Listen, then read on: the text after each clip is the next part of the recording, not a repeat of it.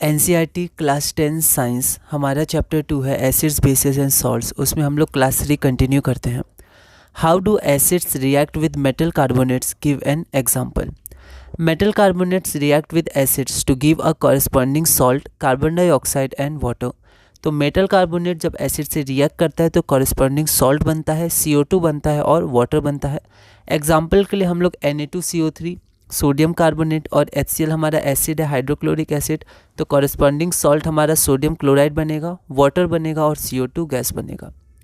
अगला क्वेश्चन है question number 14, how do acids react with metal hydrogen carbonate, give an example.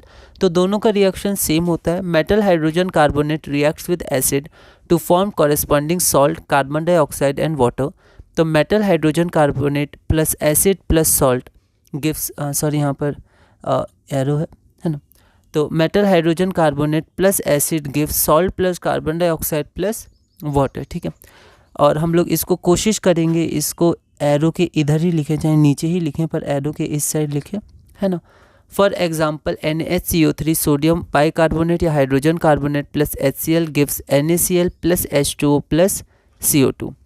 Note में हम लोग देखते हैं कि all metal carbonates and hydrogen carbonates react with acids. Chemistry में, क्योंकि केमिस्ट्री का पार्ट है, जनरली ऑल हम लोग को नहीं मिलता है, कुछ एक्सेप्शंस रहते ही हैं, फिर भी कहीं कहीं पर ऑल हम लोग कर सकते हैं। तो all metal carbonates and hydrogen carbonates react with acids to give corresponding salt, carbon dioxide and water. तो हमें ध्यान रखना है कि जनरली केमिस्ट्री में एक्सेप्शंस हर जगह हमें मिलते हैं। अब यहाँ पर ये हमारे पास लाइम वाटर है, ये स्लेक्ट लाइम भी बोलते हैं। उसका जब वाटर के संग सॉल्यूशन को जो क्लियर कलरलेस सॉल्यूशन होता है वो लाइम वाटर कहलाता है।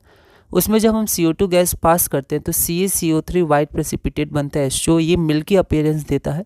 तो लाइम वाटर टर्न्स मिल्की, तो CO2 के कारण होता है। CO2 का एक टेस्ट भी होता है, कैसे हम पता कर सकते हैं कि वो गैस CO2 है या जो गैस इवॉल्व हो रही है वो CO2 है या नहीं है। तो अगर वो गैस लाइम वाटर को मिल्की टर्न कर देती है तो वो जो हमारी गैस है वो CO2 है। उसी तरह एक और रिएक्शन है, अगर CaCO3 जो वाइट प्रेसिपिटेट है उसमें हम लोग और CO2 गैस डालें, ठीक है, तो अगर एक्सेस में CO2 डालें तो फिर वो जो प्रेसिपिटेट है वो सॉल्युबल इन वाटर हो जाएगा due to the formation of calcium bicarbonate aqueous which is soluble in water. Limestone, chalk and marble are different forms of calcium carbonate. अगला क्वेश्चन है, which of the following types of medicine is use for treating indigestion, NCERT exercise का question है। Antibiotic, analgesic, antacid या antiseptic.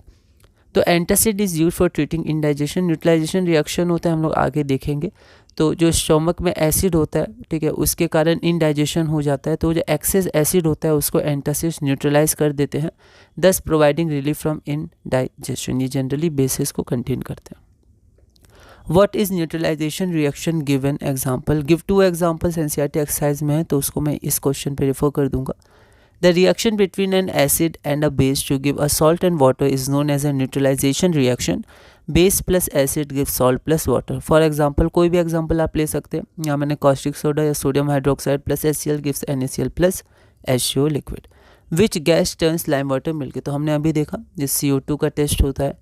तो CO2 gas turns lime water milky due to the formation of precipitate of calcium carbonate CaCO3, और ये milky appearance देता है।